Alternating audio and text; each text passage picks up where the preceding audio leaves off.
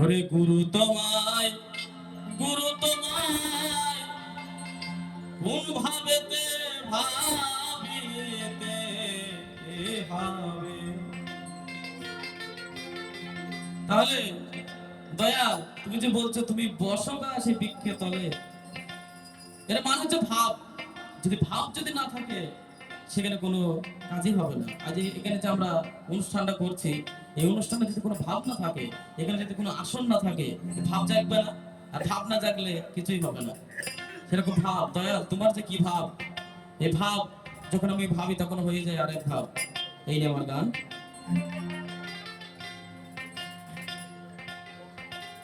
ও তুমি হও যদি ভাবি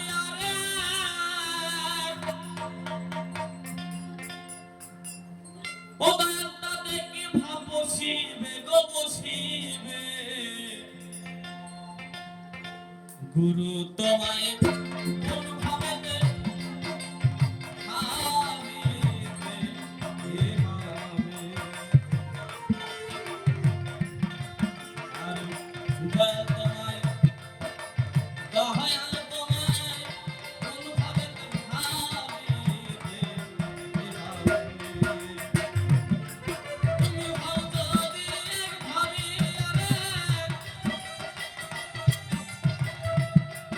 তুমি হও যদি এক ভাবি তাতে কি ভাব বসিবে গো বসিবে। গুরু তোমায় কোন ভাবেতে ভাবিতে হবে। গুরু আমার বাজাবে, গুরু তোমায় কোন ভাবেতে ভাবিতে হবে।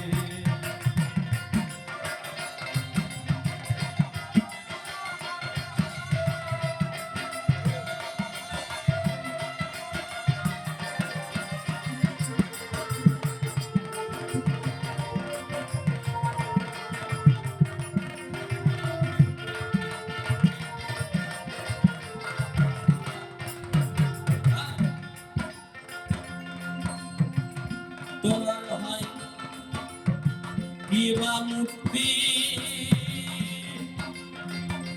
ও দয়াল, তুমি পুরুষ কি না হও প্রকৃতি, পুরুষ কি না হও প্রকৃতি।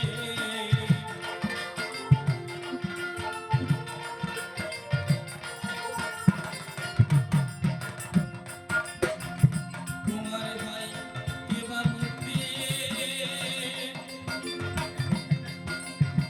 ও দয়াল, তুমি পুরুষ নাকি হও প্রকৃতি। এবার কোনটা তোমার আসল রীতি, ও দয়াল, কোনটা তোমার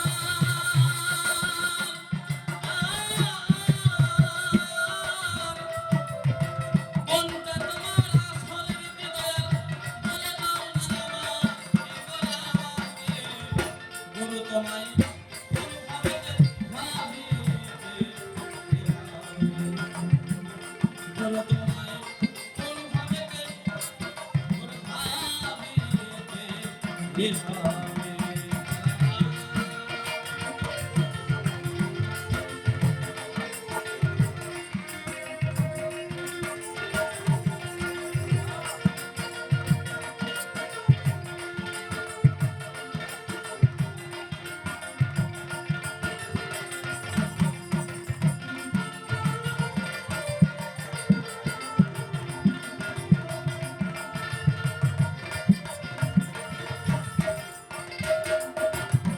তাই দয়াল, তোমার এই অজ্ঞান যে তোমার আজ শিষ্য হয়ে ভক্ত হয়ে দাঁড়িয়েছে দয়াল, তাই দয়াল আমার কোনো জ্ঞান নাই। যদি আমার জ্ঞান থাকতো তাহলে কি আমার এই দশাটা হতো? তাই দয়াল, এই যে তোমার যে সঠিক যে ভাবটা আমি কি করে পাবো? তাই মহতে বলেছে তোমার হয় কি বা মুক্তি, তুমি হও পুরুষ না হও প্রকৃতি। দয়াল, তুমি কি পুরুষ না প্রকৃতি? এটা আমি বুঝতে পারি না। যদি পুরুষ হও তুমি বলো, আর যদি প্রকৃতি হও তার ভিতরে তুমি কি আছে সেটা বলো। কোনটা তোমার আসল রীতি বলে দাও না আমাকে। তোমার রীতিটা কি, তোমার আইনটা কি, তুমি তোমার অন্তর থেকে ওই ব্যথা থেকে তুমি আমাকে বলো।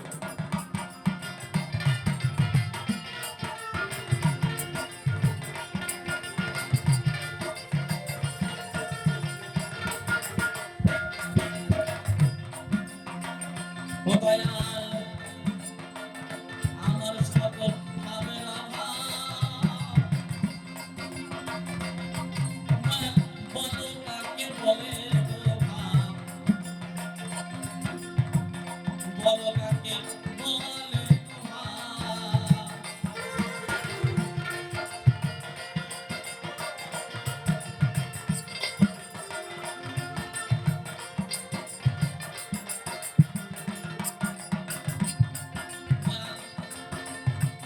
আমার সকল ভাবের অভাব,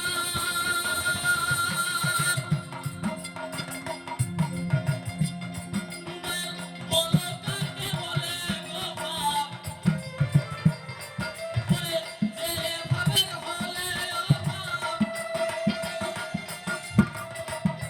বলে যে ভাবের হলে অভাব, গুরু তুমি সামনে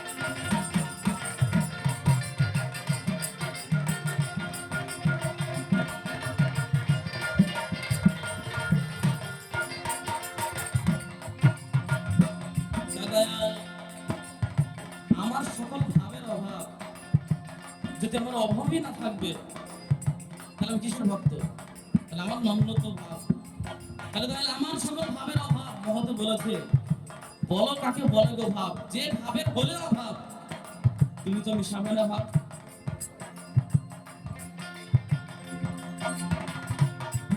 ওরে ভাবের পরে হয় মহাভাব,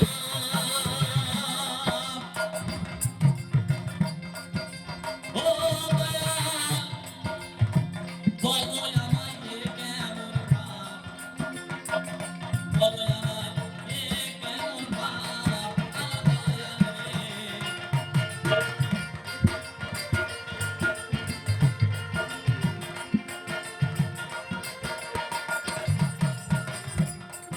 তাহলে ভাবের পরেও আছে মহাভাব, এটা মহৎ তুলে ধরেছে, আমার কথা নয় দয়াল। তাহলে ভাবের পর হয় মহাভাব, বলো আমায় এই কেমন ভাব। তাহলে যদি সেই মহাভাবের কাছে যদি আমি না যেতে পারি, সেই রকম যদি সেই মহাভাবের কাছে যদি কোনো ক্লিয়ার আমার না থাকে, তাহলে আমার দশাটা তো দয়াল আমার অকারণে যাবে। তাহলে এই ভাবের পরে যে মহাভাবটা আছে, আমি জানি আমার মধ্যে একটা মন আছে, যে মনটা নিয়ে আমি চলাফেরা করি, কিন্তু গুরু ধরার পর যদি সঠিক ভক্ত হিসেবে যদি আমাকে মানতে, তাহলে আমার মনের ভিতরে একটা মন আছে, সেই মনে আমার যে গোলগুলা বেঁধেছে, এটা আমার উপকার মনে না, আমার মনের ভিতরে যে মনটা আছে, আর ওই মনে যদি কোনো ভক্তি না আসে, তাহলে আমার কিছুই হবে না, গুরু সাধনও হবে না, ভজনও হবে না, কিছু হবে না। তাহলে আমার সেই প্রস্তুত দূরের কথা, আমার কিছুই আমার এক জায়গায় থাকবে না, দশটা আমার পশুর মতোই যাবে, মানুষের মতো নয়। তাহলে আমি আশরাফুল মাখলুকাত, এর উপর তার কোনো শ্রেষ্ঠ, আল্লাহ বলেছে এর উপর তার কোনো শ্রেষ্ঠ আর কেউ নাই। তাহলে আমি হচ্ছে শ্রেষ্ঠ জীব, সেটা হচ্ছে আশরাফুল মাখলুকাত। তাহলে দয়াল, এই যুগে যদি কোথাও একজন গুরু ছাড়া কেউ বলতে পারে না, তাহলে এই যে আমার বাঁচা মারার পর একমাত্র তুমি ছাড়া আর কেউ নাই, তাহলে আমার ভাবগুলো তুমি বলে দাও, এই ভাবে তোমার কোন ভাবে আমি তোমাকে পাবো, এই ভাবটা তুমি আমাকে বলে দাও, আমার অন্য কোনো কথা নাই।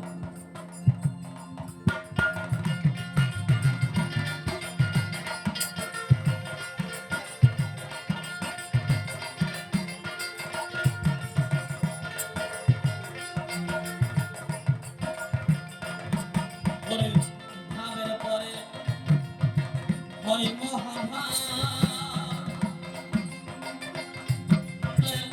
বলো কাকে বলে গো ভাব তুমি ব্যথা ধরে তো সকল ভাব ব্যথা ধরে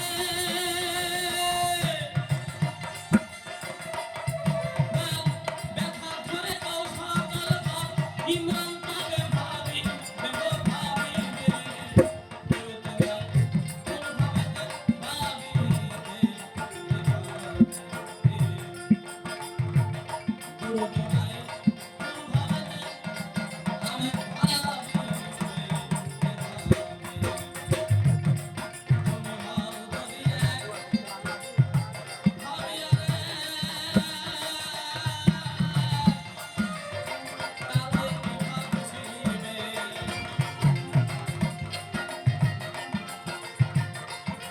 তুমি হও জহুদিয়া আমি আর এক তাতে কি ভাব বসিবে পুরো তোমায় কোন ভাবেতে ভাবিতে তোমায় কোন ভাবেতে ভাবিতে পুরো তোমায় কোন ভাবেতে ভাবিতে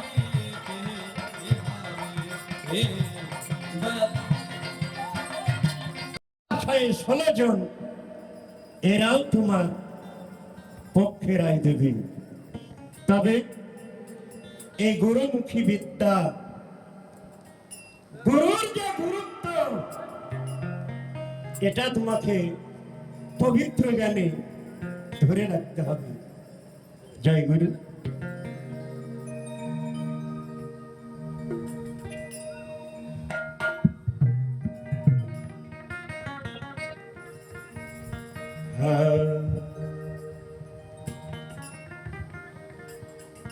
ওরে লাগিলে গায়ে বৃক্ষের হাওয়া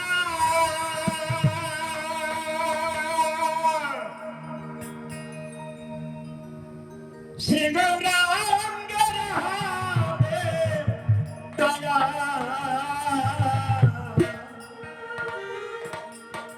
যাবে তোরা নিত মায়া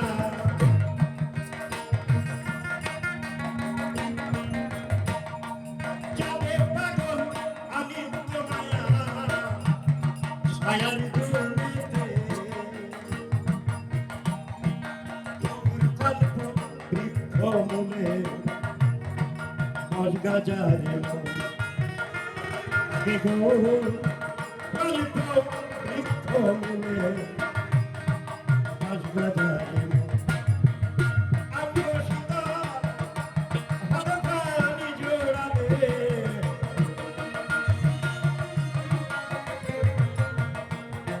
শীতল হাতে প্রাণী জোড়াবে লাগলে গায়ে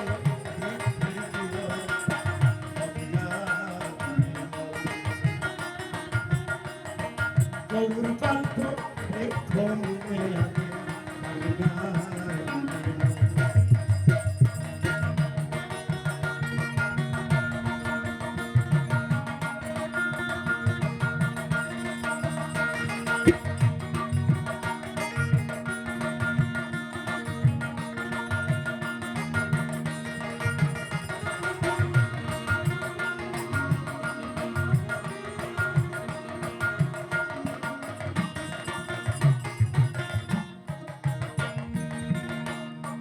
লাগলে গায়ে বৃক্ষের হাওয়া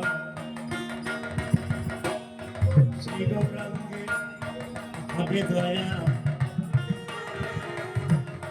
শ্রী গৌরাঙ্গে হবে দয়া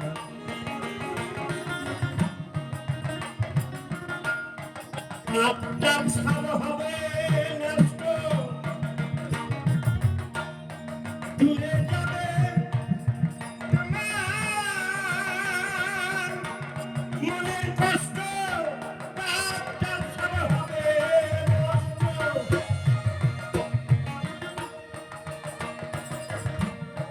দূরে যাবে মনের কষ্ট নয়ন ভরে দেখবি কষ্ট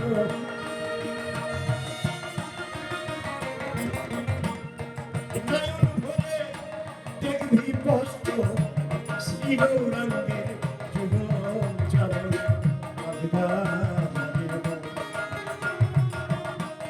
গৌর কল্পী ধর্মে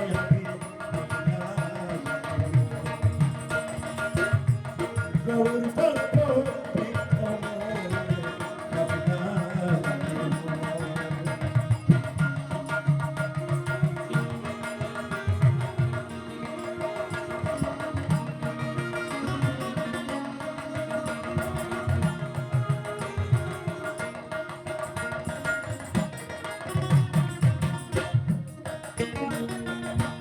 গৌরাঙ্গ সে কল্পতরু প্রেমী দাদা জগৎ গুরু এই জীবে হয়ে সজর বিলাচ্ছে মা অমূল্য রতন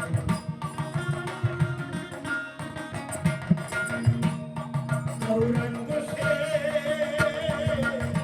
কল্পতরু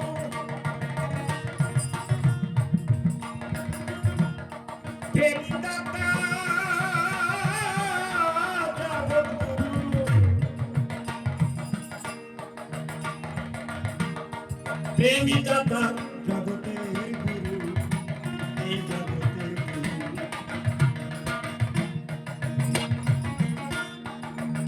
কষ্টে বিলাম ছেলাম ভজীবের ধারে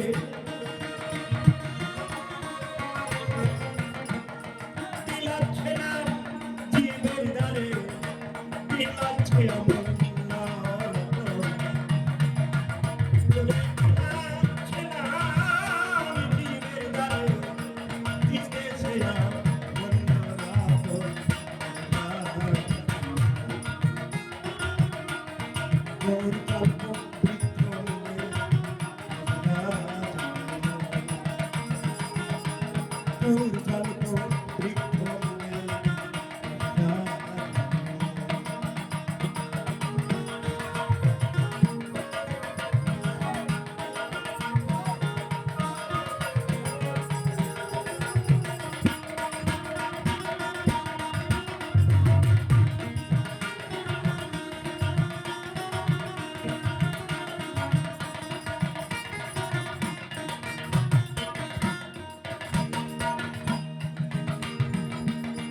সেই বৃক্ষের ডালে ডালে নানামৃত ফল ফলে আই ভক্ত গল্প কিনে ভক্তের সেই না বৃক্ষের ডালে ডালে নানামৃত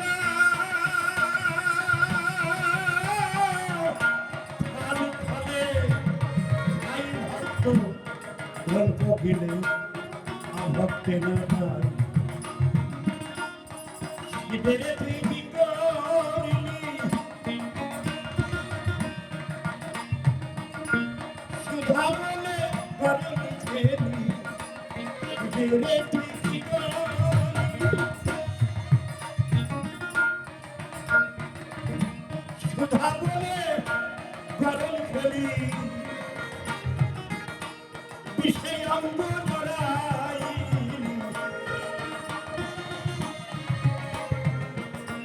বিষে অঙ্গ জড়াই করলি না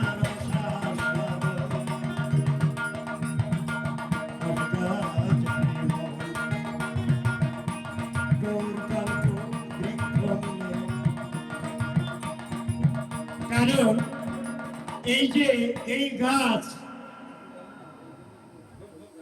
এই মানুষ গাছ একে এক ভাষায় বলে গৌর গাছ গৌর গিয়ার গাছে ধরে এই মানুষ মানুষই গৌর এই মানুষের মধ্যে গৌর সেই না বৃক্ষে ডালে ডালে নানামৃত ফল ফলে এ ফল খায় কে ভক্তগণ কপিলে অভক্তি না অভক্তের পক্ষে বিষ অভক্তের পক্ষে বিষ আর ভক্তের পক্ষে সুধা মানে অমৃত সুধা। তাহলে এই যে বৃক্ষের ডালে ডালে নানামৃত ফল ফলে, খাই ভক্তগণ কোকিলে, খাই কে? যে গুরু অন্ন মান্য করে, গুরু বাক্যকে যে মান্য করে, গুরু দেখিয়ে দেয়, গুরু খালি দেখিয়ে দেয়, বাবা এই দেখ তোর এই তুই যে তহবিল নিয়ে বাস করিস, এই তহবিলের মধ্যে এই জায়গায় এই রস, এ জায়গায় শান্ত রস, এখানে বাৎসল্য রস, এখানে মধুর রস, এখানে সূক্ষ্ম রস, এখানে শম্ভু রস। তাহলে শম্ভু রস, এই রসের জায়গাগুলো ভক্তকে বাতলিয়ে দেয় কে? গুরু।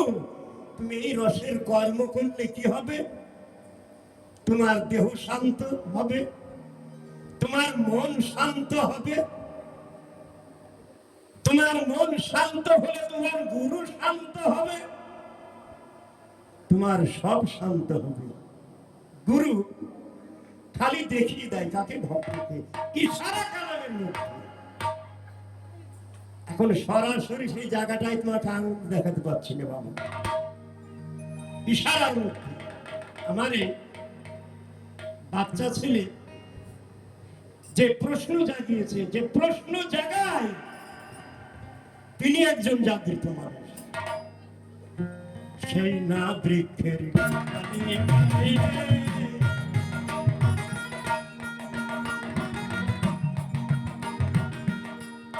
নানামৃত খাই ভক্ত কবিরে,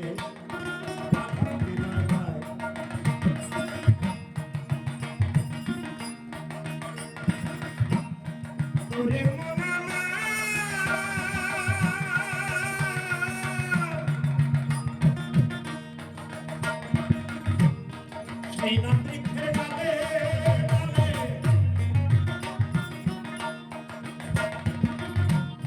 নানামৃত খাই ফলে, খাই ভক্তগণ কোকিলে, ভক্তি না পাই। শিবের তুই কি করিলি, সুধাবনে গরল খেলি।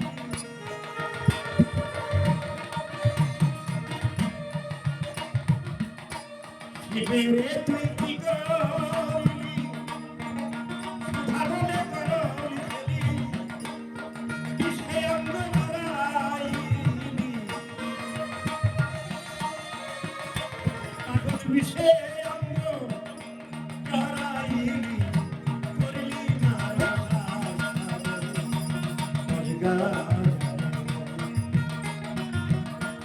গৌর কল্প বৃক্ষ মূলে